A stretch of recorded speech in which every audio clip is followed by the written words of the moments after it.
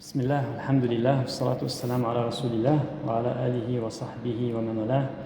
Rabbi shrah li sadri wa yassir li amri wahlul 'uqdatan min lisani yafqahu qawli. Chers frères, salam alaykoum wa rahmatullahi wa barakatuh. On continue toujours notre série sur le voyage de l'âme après la mort. Par la grâce d'Allah Azza wa Jal, on a pu aborder le thème de la mort, qui était le premier thème.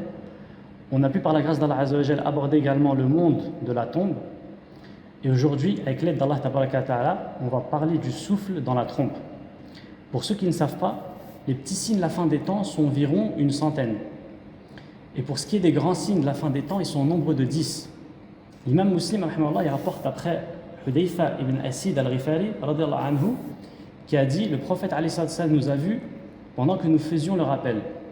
Alors il a dit, quel est le sujet de votre débat?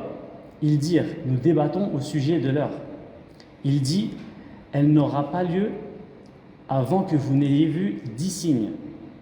Donc ça, c'est les 10 signes de la fin des temps qui vont s'enchaîner. 10 signes. Alors il mentionna 1. La fumée. 2. L'antéchrist, al-Messie ad-Dajjal. 3. La bête. 4. Le lever du soleil de l'ouest. 5. La descente de Jésus, fils de Marie. 6. La sortie de Gog et Magog. 7. 3 éclipses, une à l'est, une à l'ouest et une dans la péninsule arabique. Et le dernier des signes est un feu qui sortira du Yémen et qui poussera les gens vers le lieu du rassemblement. Juste après ça, il va y avoir le premier souffle dans la trompe. Et notre thème, bi'idhnillah tabaraka ta'ala, il va se diviser en 3 parties. La première, on va parler, Inch'Allah, du souffle de la frayeur, nafratul faza'. La deuxième partie, on va parler de nafratul sa'q, le souffle du foudroiement, le souffle où tout sera foudroyé. Puis, pour terminer, on parlera de nafratul ba'th, le souffle de la résurrection. Je vous demande donc d'être hyper attentif, Inch'Allah. J'implore Allah Tabaraka Ta'ala d'agréer nos actions, de nous accorder la sincérité et de nous accorder une bonne fin. Qu'Allah Tabaraka Ta'ala nous accorde d'avoir notre livre de la main droite le jour du jugement. Qu'Allah nous mette en sécurité le jour du jugement, ce jour où certains seront humiliés. Qu'Allah Tabaraka Ta'ala alourdit notre balance de hasanat.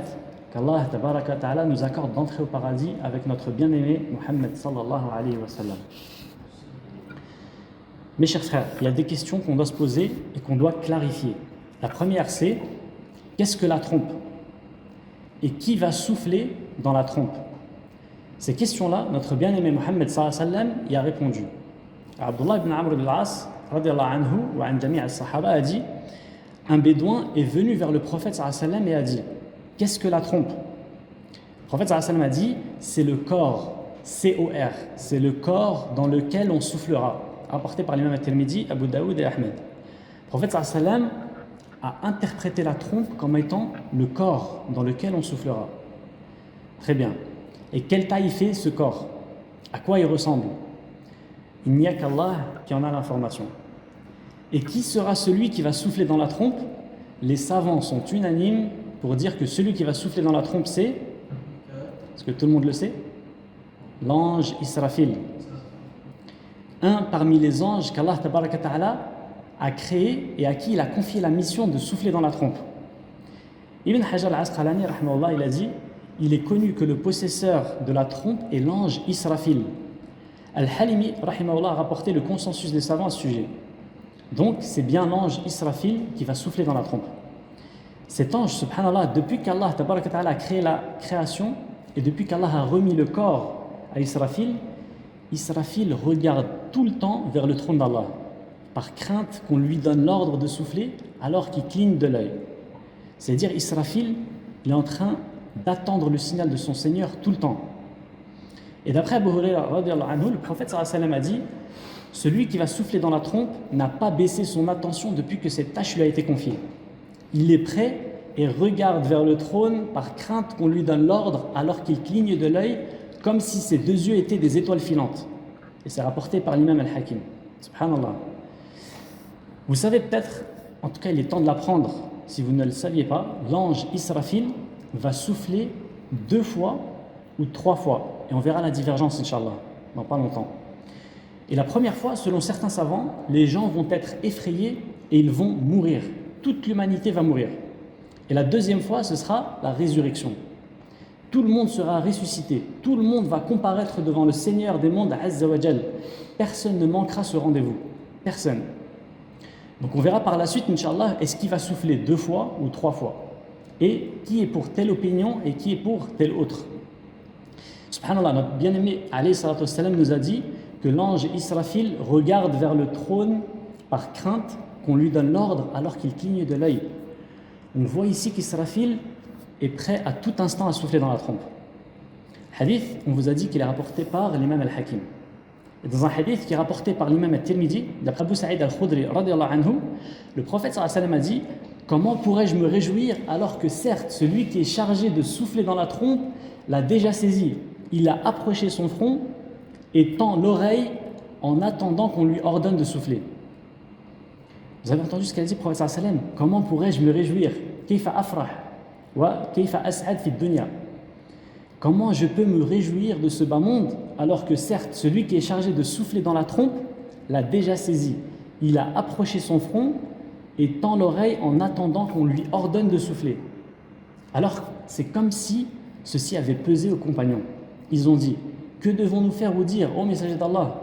Le prophète alayhi salam leur a dit de dire: Hasbunallah wa ni'mal wakil, a'ala Allahi tawakkalna.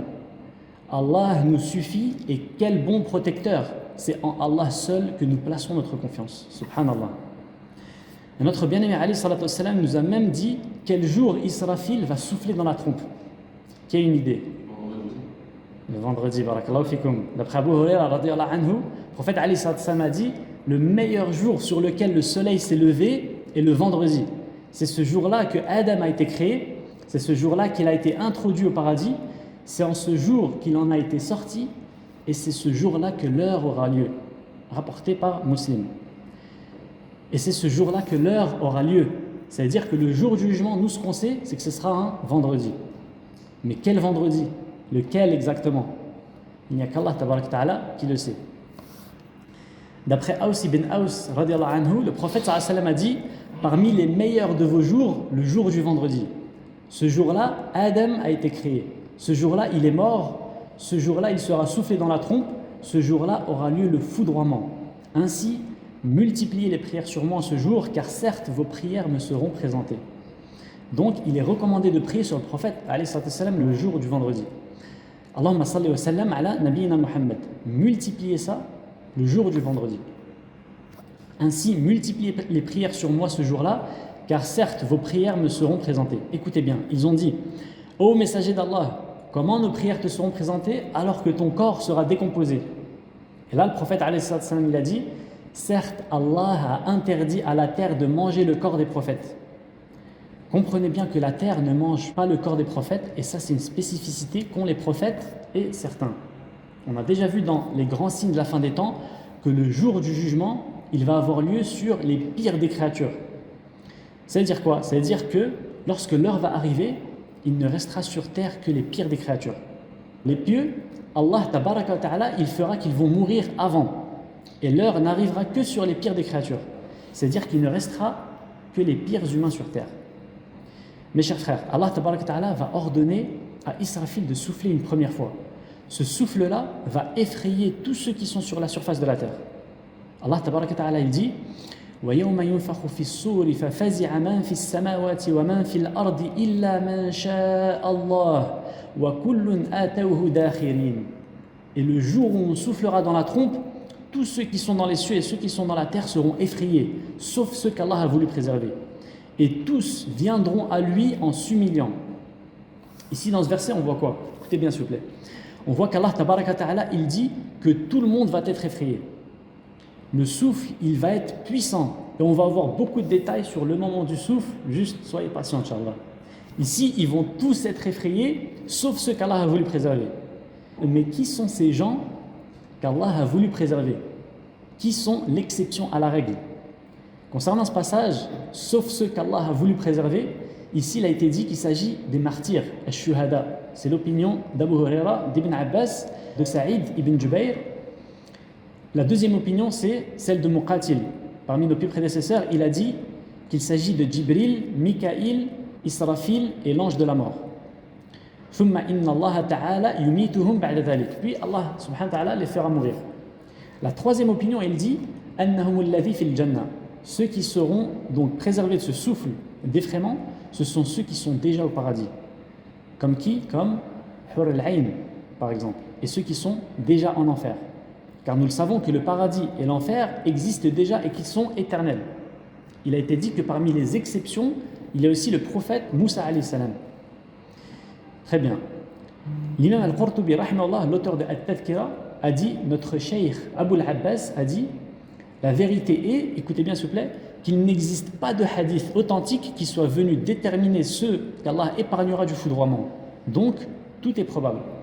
Ça peut être le cas 1 qu'on a vu, à savoir les martyrs, ça peut être les anges, ça peut être ceux qui sont déjà au paradis, etc. Voilà, l'imam al-Qurtubi rahimahullah dit, donc tout est probable. Parfait. J'aimerais s'il vous plaît, barakallahu fikoum, que vous essayiez de vivre les textes qu'on va aborder, que vous essayez d'imaginer à quel point ce moment va être très très difficile pour l'humanité. Et comment en serait-il autrement alors que ce soleil qui illumine, ce soleil qui a énormément de bienfaits, le soleil sera obscurci, il n'illuminera plus. Est-ce que ça se limite à ça? Non. Les étoiles tomberont, les montagnes seront réduites en poussière, les mers entreront en ébullition jusqu'à devenir un feu. Mais ça c'est quand? C'est quand on va souffler dans la trompe. L'univers entier va être bouleversé. Les montagnes seront pulvérisées, laissant la terre totalement plane et nue. Allah tabaraka ta'ala nous dit إِذَا زُلْزِلَتِ الْأَرْضُ زِلْزَالَهَا وَأَخْرَجَتِ الْأَرْضُ أَثْقَالَهَا. Lorsque la terre sera secouée par son plus violent séisme qui annoncera l'avènement de l'heure. Ça veut dire qu'à ce moment-là, ceux qui seront encore en vie, ils vont être plus que choqués de voir à quel point la terre entière tremble et que la terre rejettera les fardeaux. C'est-à-dire que la terre va rejeter les corps qui étaient en elle. Je ne sais pas si vous arrivez à imaginer ce problème-là. Et que la terre rejettera les fardeaux de corps et métaux précieux, les corps qu'elle porte en elle. Et que l'homme inquiet dira, qu'a-t-elle donc? Mais qu'est-ce qu'elle a la terre? Pourquoi elle tremble comme ça? En ce jour, elle dira ce qu'elle sait. يَوْمَئِذٍ تُحَدِّثُ أَخْبَارَهَا. La terre, elle va témoigner contre ceux qui ont fait du tort. Un tel, il a fait telle et telle désobéissance sur mon dos. Un tel, il a fait telle et telle chose. En ce jour-là, elle dira ce qu'elle sait des œuvres commises à sa surface par les hommes, conformément à ce que ton Seigneur lui ordonnera. En ce jour, les hommes reviendront du jugement par groupes distincts, afin qu'on leur montre leur rétribution pour leurs œuvres. Quiconque aura accompli le bien, fût-ce du poids d'un atome, le verra. Et quiconque aura accompli le mal, fût-ce du poids d'un atome, le verra. Et le prophète sallallahu alayhi wa sallam a dit dans le hadith qui est rapporté par l'imam al-Tirmidhi rahimahullah, selon Abdullah ibn Omar radiyallahu anhu, ce hadith-là, franchement, il est vraiment médité. Le prophète sallallahu alayhi wa sallam a dit, celui qui veut voir le jour du jugement comme s'il le voyait de ses propres yeux, donc tu veux ça? Vous voulez ça? Vous voulez voir le jour du jugement comme si vous le voyez de vos propres yeux, qu'il lise إِذَا الشَّمْسُ كُوِّرَتْ وَلْيَقْرَأْ إِذَا السَّمَاءُ انْفَطَرَتْ وَلْيَقْرَأْ إِذَا السَّمَاءُ انشَقَّتْ. Qu'il lise quand le soleil sera enroulé, donc surat al-Takwir, et également quand le ciel se fendra, surat al-Infitar, et quand le ciel se déchirera, surat al-Inshiqaq. Et c'est rapporté par l'imam al-Tirmidhi. Vous avez compris qu'il s'agit ici de quoi? De 3 sourates, n'est-ce pas? Très bien. Voyons déjà ce que nous dit notre Seigneur Azza wa Jal dans surat al-Takwir. إِذَا الشَّمْسُ كُوِّرَتْ. Allah Ta'ala nous dit, lorsque le soleil sera enroulé, obscurci et jeté en enfer. Ça, c'est les opinions qui nous ont été rapportées par nos plus prédécesseurs. Ibn Abbas radiyallahu anhuma a dit, Kuwirat signifie que sa lumière disparaîtra et qu'il deviendra sombre. Allahu Akbar. Déjà, t'imagines que le soleil deviendra sombre. Et Cheikh Al-Uthaymin, rahmahullah, il a dit, au jour de la résurrection, Allah jettera le soleil en enfer pour révulser ceux qui l'adoraient. Allahu Akbar. Ce soleil qui illumine la terre va s'éteindre. Subhanallah. Wa idhan nujumun kadarat. Le deuxième verset de surat al-Takwir est et que les étoiles tomberont. Une kadara, dans le verset, pour Ibn Abbas, c'est que les étoiles vont perdre de leur lumière. Selon Ibn Khaytham, ça veut dire se désintégrer. Selon Qatada, ça veut dire tomber. Ça veut dire quoi? Ça veut dire que les étoiles vont tomber. Et les montagnes mises en marche, elles quitteront leur emplacement et seront pulvérisées, laissant la terre totalement plane et nue. Et ça, c'est dans le Coran. Allah Tabarak Ta'ala il dit وَيَسْأَلُونَكَ عَنِ الْجِبَالِ فَقُلْ يَنْسِفُهَا رَبِّي نَسْفًا فَيَذَرُهَا قَاعًا صَفْصَفًا لَا تَرَى فِيهَا عِوَجًا وَلَا أَمْتًا. Et il t'interroge au sujet des montagnes. Dit, mon Seigneur les dispersera comme la poussière et les laissera comme une plaine dénudée, dans laquelle tu ne verras ni tortuosité ni dépression. Allahu Akbar. Ça, c'était dans Surat Taha, versets 105 à 107. Même les montagnes seront réduites en poussière. Là, on revient dans Surat At-Takwir. Dans le 4e verset, rappelez-vous que le prophète sallallahu alayhi wa sallam, il a dit, celui qui veut voir le jour du jugement, comme s'il le voyait de ses propres yeux, qui lisent إِذَا الشَّمْسُ كُوِّرَتْ إِذَا السَّمَاءُ انْفَطَرَتْ إِذَا السَّمَاءُ انشَقَّتْ. Donc là, on est dans le 4e verset de Surat At-Takwir. Puis après, on verra les 2 autres sourates. Donc, وَإِذَا الْعِشَارُ عُطِّلَتْ, et les chamelles à terme négligées. Que veut dire et les chamelles à terme négligées? Ici, Allah Tabaraka Ta'ala désigne les chamelles enceintes de 10 mois et sur le point de mettre à bas. Elles constituent alors un bien des plus précieux pour eux. Pour les Arabes, les chamelles, c'était parmi les meilleurs biens. Ils les délaisseront à ce moment-là, tant ils seront préoccupés par leur propre sort. Tellement le tremblement de terre qui va annoncer le jour du jugement, il est terrible, personne ne va accorder de valeur à l'argent, au matériel, à sa richesse, à son grand poste, etc. Ce moment-là, il est tellement effrayant, tellement inquiétant, que ce bas monde, il ne vaudra plus rien aux yeux de l'humanité. Allahu Akbar. وَإِذَا الْوُحُوشُ حُشِرَتْ, 5e verset de Surat At-Takwir. Et les bêtes farouches rassemblées. Subhanallah. Les bêtes féroces seront avec des bêtes non féroces, rassemblées sans que personne ne calcule personne. C'est tellement puissant que même l'animal féroce ne pensera même pas à attaquer une autre bête. Je ne sais pas si vous réalisez, subhanallah. وَإِذَا الْبِحَارُ سُجِّرَتْ, c'est le 6e verset. Et les mers allumées, d'après Ali ibn Abbas ibn Ka'b, rahimallahu al-jami' wa radiyallahu anhum, ça signifie qu'elles entreront en ébullition jusqu'à devenir un feu. Toutes les mers vont devenir des feux.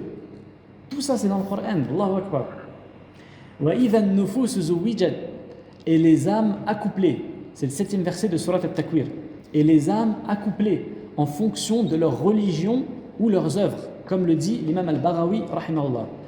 Ou bien, selon Ikrima et Ash-Sha'bi, lorsque les âmes rejoindront les corps. وَإِذَا الْمَوْءُودَةُ سُئِلَتْ بِأَيِّ ذَنْبٍ قُتِلَتْ, dans le 8e et le 9e verset de Surat At-Takwir. Et quand on demandera à la fillette enterrée vivante pour quel péché elle a été tuée. Vous savez que les Arabes à l'époque pré-islamique, pour eux c'était un déshonneur d'avoir une fille. Donc qu'est-ce qu'ils faisaient? Ils les enterraient vivantes. Allahu Akbar, subhanallah. وَإِذَا الصُّحُفُ نُشِرَتْ, et quand les feuilles seront déployées. Ça c'est le 10e verset de Surat At-Takwir. C'est-à-dire celle où sont consignés les actes des gens et où les anges auront inscrit ce qu'ils ont fait de bien et de mal. Donc les feuilles vont être déployées. Ça veut dire quoi? Ton registre va être déployé. Elles sont repliées lorsqu'ils meurent et dépliées pour la résurrection. Allahu Akbar.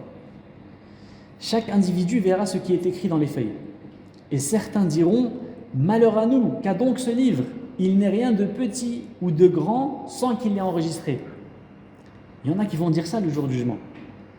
Mais qu'est-ce qu'il a ce livre? Tout ce que j'ai de petit et de grand, il y est inscrit. Est-ce qu'on y réfléchit à ça, subhanallah? On réfléchit à nos péchés quand on est seul, quand tu es en roue libre, sur ton smartphone, dans ta chambre, à l'abri du regard des parents, de ton épouse, de tes enfants, de tes frères et sœurs. Il n'y a personne autour de toi et c'est parti pour que je regarde du haram, que j'écoute du haram. Et que, allez, tout le monde drague, ben nous aussi on va draguer. Tout le monde touche au paris sportif, pourquoi pas moi? Travaille et gagne l'argent avec la sueur de ton front, comme un bonhomme. Même si tu vas gagner peu comparé à ceux qui gagnent beaucoup, qui brassent large, mais n'oublie pas que cette vie est éphémère. Lui, il va percer dans son langage, sur terre, mais pour combien de temps? Qui parmi ceux qui ont pris l'autoroute du haram, ils ont réussi sur tout le chemin? À un moment donné, il est rattrapé par des foudres d'épreuves. Si ce n'est pas la prison, il se mange une balle. Si ce n'est pas ça, il est recherché. Il ne peut plus rester en France ou tel pays. Il a des problèmes avec un tel, avec un tel, avec un tel. Mais est-ce que tu penses que le haram, ça n'a pas de conséquences brûlantes?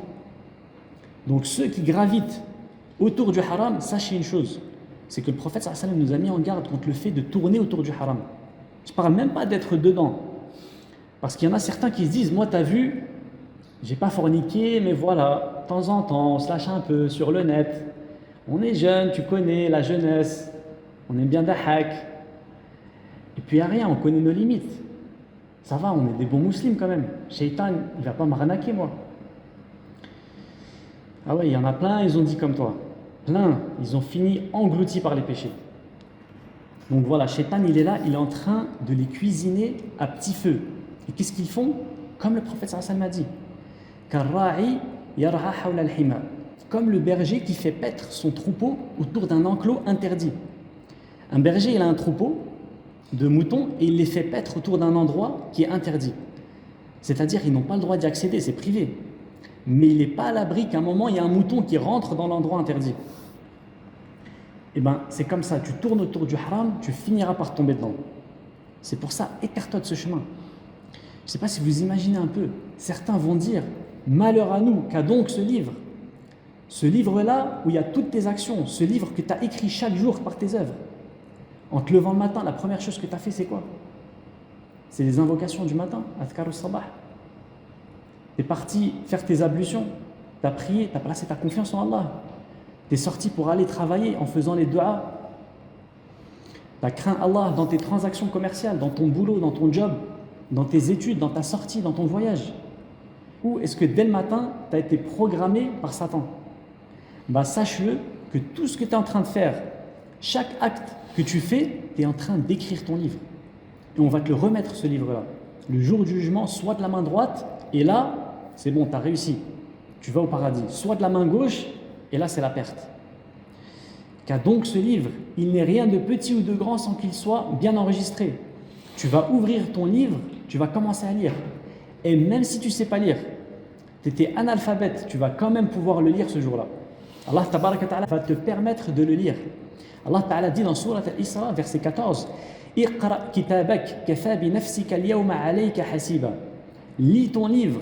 Aujourd'hui, tu te suffis d'être ton propre comptable. Tu veux voir quoi dans ce livre? Mensonge, calomnie, insulte. Ça dit des gros mots aujourd'hui partout, sous prétexte qu'on joue au foot par exemple. Et lui, il joue pas bien, il m'énerve. Subhanallah, tu veux voir la réalité d'une personne? Regarde-le sur un stade. En dehors du stade, tu vois, il est posé, il est tranquille, calme. Il rentre dans le stade, 36 000 shayatines qui le contrôlent. Des gros mots, des menaces, subhanallah. Toujours dans Surat Al-Takwir, Allah Ta'ala dit وَإِذَا السَّمَاءُ كُشِطَتْ. Dans le 11e verset, quand le ciel, on l'ôtera. Selon Mujahid, ça veut dire quoi? C'est-à-dire qu'il sera retiré comme un voile. Ça, c'est rapporté également par Ibn Kathir. Subhanallah, le ciel, il va être retiré pour laisser place à un espace insondable, un vide. On l'ôtera comme on ôte sa peau à un mouton. Ça, c'est ce que dit Al-Qurtubi, rahimahullah, et il y a eu d'autres interprétations. وَإِذَا الْجَحِيمُ سُعِّرَتْ. Et la fournaise attisée. Subhanallah. Allah tabaraka ta'ala va préparer le feu et le feu va parler. يَوْمَ نَقُولُ لِجَهَنَّمَ هَلِ امْتَلَأْتِ وَتَقُولُ هَلْ مِن مَزِيدٍ. Le jour où on dira à l'enfer, es-tu plein? Et il dira, y en a-t-il encore? Est-ce que tu veux rajouter encore, ya Allah? وَإِذَا الْجَنَّةُ أُزْلِفَتْ. Et le paradis rapproché. Ça, c'est le 13e verset. Et le paradis, il va être rapproché pour accueillir les croyants, les pieux. عَلِمَتْ نَفْسٌ مَا أَحْضَرَتْ. Chaque âme saura ce qu'elle a présenté. Le jour du jugement, on va te remettre ton livre. Chaque âme saura ce qu'elle a présenté. La perverse et la vertueuse saura ce qu'elle a présenté, ce qu'elle a mérité. Et dans Surat Al-Infitar, rappelez-vous, c'est la 2e sourate, le prophète sallallahu alayhi wa sallam, il a dit, celui qui veut voir le jour du jugement, vous vous rappelez, de ses yeux qui lisent, et bien la 2e sourate, qui parle également avec détail de ces scènes, c'est Surat Al-Infitar, la fissure. Allah Ta'ala dit إِذَا السَّمَاءُ انْفَطَرَتْ, lorsque le ciel se fendra pour laisser descendre les anges, comme le dit l'imam al-Qurtubi rahimahullah. وَإِذَا الْكَوَاكِبُ انْتَثَرَتْ, et que les étoiles tomberont. Ibn Abbas il dit, c'est-à-dire que leur lumière aura disparu. وَإِذَا الْبِحَارُ فُجِّرَتْ, lorsque les mers se mêleront, que les eaux douces et salées ne formeront plus qu'une seule mer. وَإِذَا الْقُبُورُ بُعْثِرَتْ, lorsque les tombes refouleront ce qu'elles recèlent de corps et de trésors. Les tombes vont rejeter ce qu'elles avaient à l'intérieur d'elles. عَلِمَتْ نَفْسٌ مَا قَدَّمَتْ وَأَخَّرَتْ, toute âme saura alors ce qu'elle a accompli de son vivant de bien et de mal.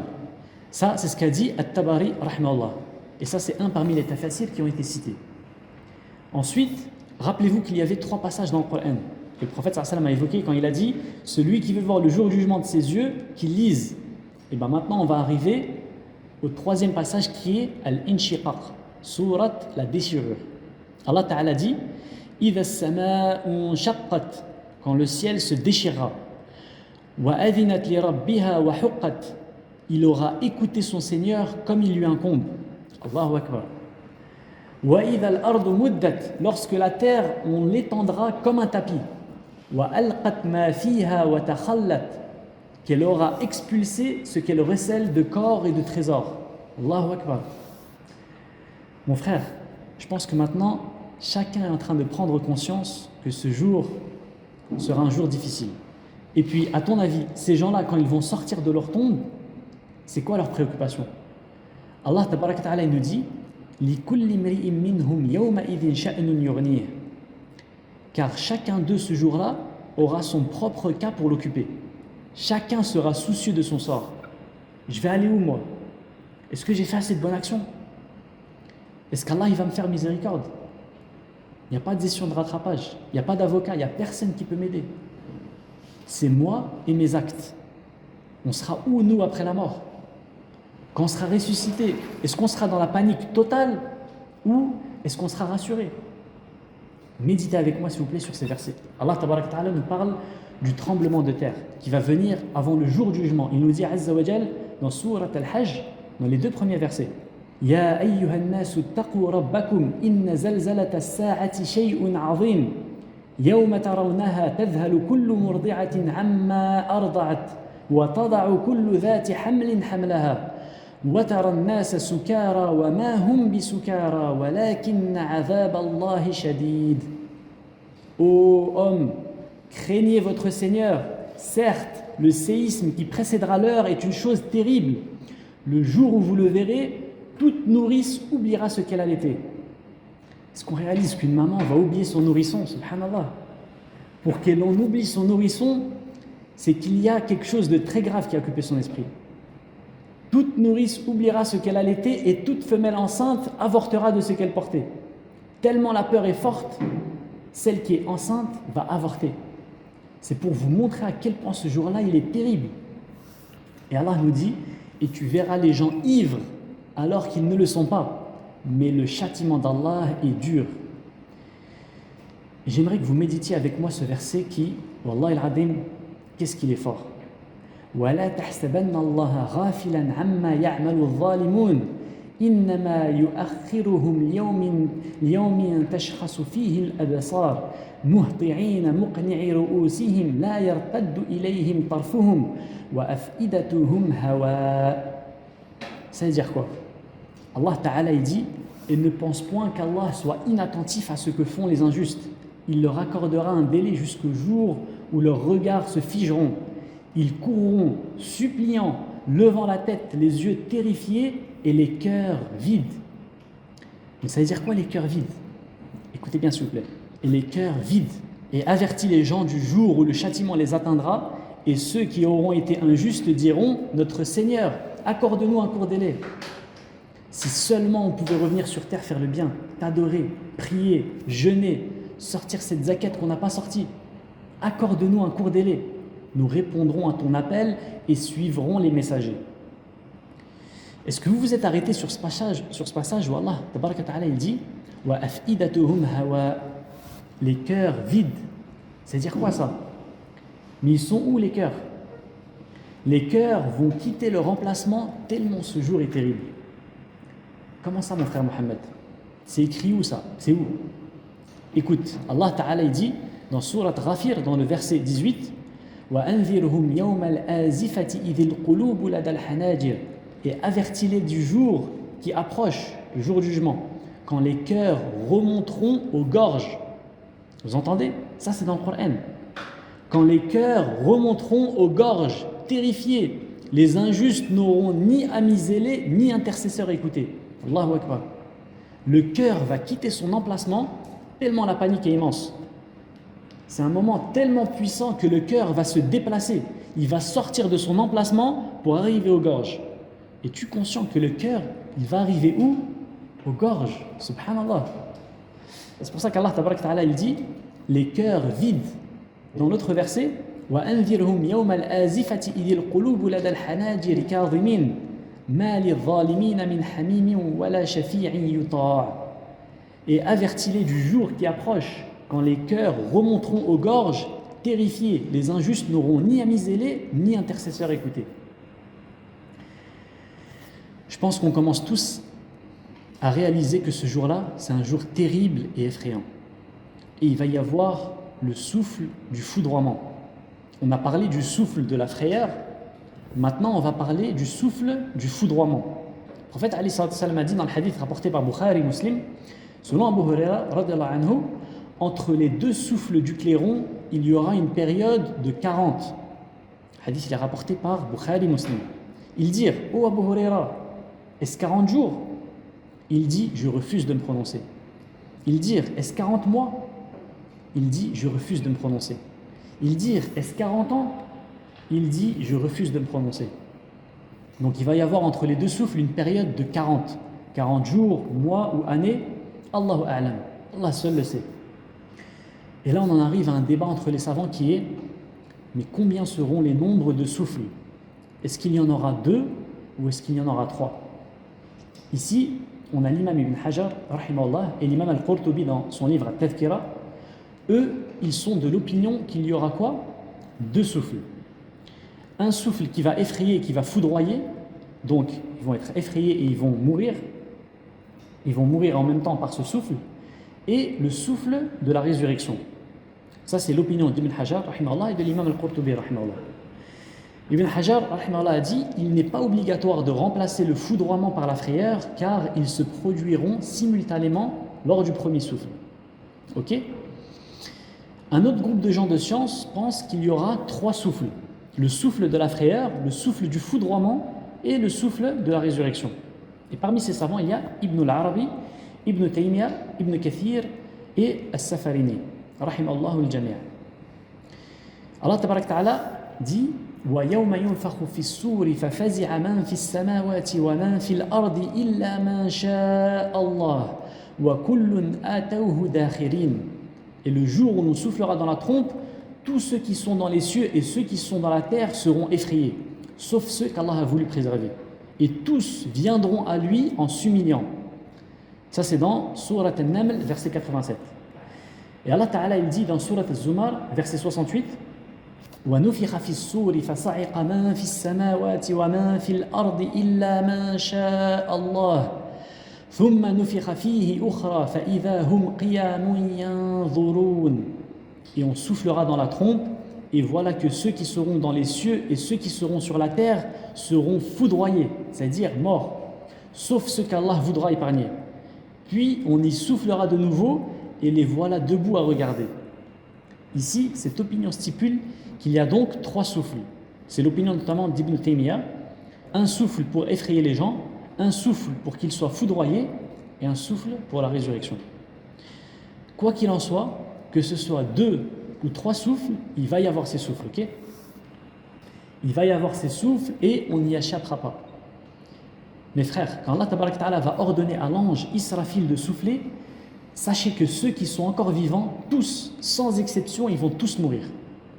Et il y a un hadith qui est rapporté par l'imam Al-Bayhaqi, l'imam Al-Tabari, Ibn Abi Hatim et d'autres, et ce hadith-là, il a été jugé faible. Ce hadith nous dit que l'ange de la mort va venir se présenter à Allah, et Allah va dire à l'ange de la mort, ô ange de la mort, qui reste-t-il? Allah va lui poser la question tout en sachant qu'il a la réponse, Azza wa Jal, parce qu'Allah tabarak wa ta'ala a la connaissance parfaite de toutes choses. Il dira qu'il reste Jibril, Israfil, Mikaïl, les anges porteurs du trône, ainsi que moi. Allah dira que Jibril et Mikaïl meurent, que Israfil meurt, que les anges qui portent le trône d'Allah meurent, et il restera l'ange de la mort. Et là, Allah tabarak wa ta'ala lui dira, qui reste-t-il, ô ange de la mort? Alors qu'Allah tabarak wa ta'ala sait qui est-ce qui reste. Il dira qu'il ne reste plus que moi. Et il dira ici, Azza wa Jal, toi, tu es une de mes créations. Je t'ai créé pour ce que tu sais. Meurs, ô ange de la mort. Et il mourra et il ne restera plus sur la surface de la terre aucun humain. Il ne restera plus aucun ange ni aucun djinn vivant. Il ne restera qu'Allah tabaraka ta'ala qui est, comme vous le savez, Al-Hayy alladhi la yamut, le vivant qui ne meurt jamais, Azza wa Jal, subhanahu wa ta'ala. Gloire à lui, subhanahu wa ta'ala, qui a écrit la mort à toutes les créatures. Gloire à lui qui est le vivant qui ne meurt jamais. Dans le hadith qui est rapporté par l'imam Muslim, d'après Abdullah ibn Omar radiyallahu anhu, le prophète sallallahu alayhi wa sallam a dit: le jour du jugement, Allah va plier les cieux, puis il va les prendre dans sa main droite. Puis il va dire: je suis le roi, où sont les tyrans, où sont les orgueilleux? Puis il va plier les terres et va les prendre dans sa main gauche. Puis il va dire: je suis le roi, où sont les tyrans, où sont les orgueilleux? Et il dira, comme c'est dans Surat Ghafir: limanil mulkul yawm lillahi al-wahid al-qahhar. À qui appartient la royauté aujourd'hui? Et il répondra lui-même, Azza wa Jal, à Allah, l'unique, le dominateur. Allahu Akbar. Il ne restera plus personne. Il ne restera qu'Allah tabaraka ta'ala. Kullu man 'alayha fan wa yabqa wajhu rabbika dhul jalali wal ikram. Tout ce qui est sur elle, à savoir la terre, doit disparaître. Seule subsistera la face de ton Seigneur, pleine de majesté et de noblesse. Kullu shay'in halikun illa wajhah. Tout doit périr sauf son visage. Tout le monde va mourir à part Allah tabaraka wa ta'ala. Mon frère, ne sois pas induit en erreur par des mauvaises fréquentations qui te font croire que c'est pas grave si tu fais du haram, ou que tu es encore jeune, tu as le temps de te repentir, que c'est rien, tout le monde le fait, il y a pire que toi. C'est pas grave, de toute façon plus tard tu as prévu de faire le hajj, et le hajj ça efface tout. Ne te fais pas avoir par ces gens-là, sois sage, réfléchis bien. Ô serviteur, comme Allah te voit désobéissant, passionné par ce bas monde et oubliant la mort, as-tu oublié la rencontre avec Allah, le linceul, la tombe et un jour terrible où les cheveux deviendront gris? Garde en tête que personne n'est éternel sur terre, pas même les prophètes qui sont les meilleurs des hommes. Pense à ce jour où on va t'enterrer et tu seras seul dans ta tombe. Tu seras livré à Munkar et Nakir qui vont te poser 3 questions. Comment est-ce que tu vas répondre? Je vous rappelle donc que tout le monde va mourir sans exception. Allah tabarak wa ta'ala dit: وَنُفِخَ فِي الصُّورِ فَصَعِقَ مَن فِي السَّمَاوَاتِ وَمَن فِي الْأَرْضِ إِلَّا مَن شَاءَ اللَّهُ ثُمَّ نُفِخَ فِيهِ أُخْرَى فَإِذَا هُمْ قِيَامٌ يَنظُرُونَ. Et on soufflera dans la trompe, et voilà que ceux qui seront dans les cieux et ceux qui seront sur la terre seront foudroyés, sauf ceux qu'Allah voudra épargner. Puis on y soufflera de nouveau, et les voilà debout à regarder. Parlons maintenant du souffle de la résurrection. Quand Allah tabaraka ta'ala voudra faire revenir ces créatures et les faire revivre, il ordonnera à Israfil de souffler dans la trompe. Alors les âmes seront restituées à leur corps et les gens se lèveront devant le Seigneur de l'univers. Allah nous a informé de la scène de la résurrection. Écoutez bien. وَنُفِخَ فِي الصُّورِ فَإِذَا هُمْ مِنَ الْأَجْدَاثِ إِلَى رَبِّهِمْ يَنْسِلُونَ قَالُوا يَا وَيْلَنَا مَنْ بَعَثَنَا مِنْ مَرْقَدِنَا هذا ما وعد الرحمن وصدق المرسلون إن كانت إلا صيحة واحدة فإذا هم جميع لدينا محضرون. Et on soufflera dans la trompe, et voilà que des tombes, ils se précipiteront vers leur Seigneur en disant: malheur à nous, qui nous a ressuscités de là où nous dormions? C'est ce que le tout miséricordieux avait promis, et les messagers avaient dit vrai. Ce ne sera qu'un seul cri, et voilà qu'ils seront tous amenés devant nous. Allah tabarak ta'ala dit: يوم نطوي السماء كطي السجل للكتب كما بدأنا أول خلق نعيده وعدا علينا إنا كنا فاعلين. le jour où nous plierons le ciel comme on plie le rouleau des livres. Tout comme nous avons commencé la première création, ainsi nous la répéterons. C'est une promesse qui nous incombe et nous l'accomplirons. Et dans le Sahih de l'imam Muslim, on a rapporté, d'après Abdullah ibn Amr, radiallahu anhu, wa an jami' as-sahaba, que le prophète sallallahu alayhi wa sallam a dit, puis on soufflera dans la trompe, nul ne l'entend sans chanceler à droite et à gauche. Le premier à l'entendre sera un homme occupé à colmater les parois du bassin où s'abreuvent ses chameaux. Il sera foudroyé, puis le reste des gens le seront également. Ensuite, Allah fera descendre une pluie semblable à du crachin, c'est-à-dire une pluie fine et serrée. Une pluie par le biais duquel les corps des gens pousseront. C'est comme si en fait les corps à la fin, c'était des graines et que cette pluie va faire pousser les corps. Mais suivez bien jusqu'au bout. Puis on y soufflera à nouveau et voici que toutes les créatures se lèveront et regarderont.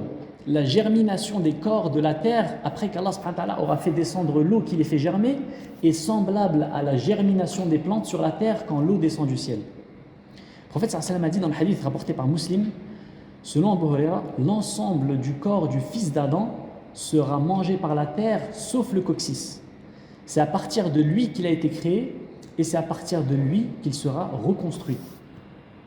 Donc vous voyez, ce coccyx c'est comme une graine et cette pluie, quand elle va descendre, Allah tabarak ta'ala va faire que les corps vont se reconstruire à partir du coccyx. Donc Allah tabarak ta'ala, quand il ordonnera à Israfil de souffler, les corps vont être ressuscités de cette manière-là. Et peu importe que la personne ait été noyée ou qu'elle soit morte, brûlée ou sous des décombres, tout le monde, sans exception, sera ressuscité par Allah tabarak ta'ala et sera présenté au Seigneur des mondes pour le jugement. Ensuite, il nous reste à voir qui sera la première personne à être ressuscitée. Comment seront les gens ce jour-là? À quoi ressemble la terre du jugement? Quelles seront les règles selon lesquelles nous serons jugés par Allah? Toutes ces questions, bi'idnillah, nous les traiterons dans nos prochaines interventions, Inch'Allah. J'implore Allah tabarak ta'ala de nous accorder une bonne fin. J'implore Allah tabarak ta'ala de nous accorder un repentir sincère avant de mourir. J'implore Allah tabarak ta'ala de nous aider à nous réformer. J'implore Allah tabarak ta'ala de nous faire miséricorde, de nous guider vers le droit chemin, de nous rendre clairvoyants, de nous accorder une science utile, de nous accorder la piété, la sincérité, la véracité dans les paroles et les actions. On implore Allah tabarak ta'ala de faire de ce jour, le jour de sa rencontre, un jour de joie et non un jour d'humiliation. On implore Allah tabarak ta'ala de faire que notre livre nous soit remis de la main droite. أسأل الله سبحانه وتعالى أن ينفعني بما قلت وينفعكم بما سمعتم هذا ما أعلم والله عز وجل أعلى وأعلم سبحانك اللهم وبحمدك أشهد أن لا إله إلا أنت أستغفرك وأتوب إليك وآخر دعوانا أن الحمد لله رب العالمين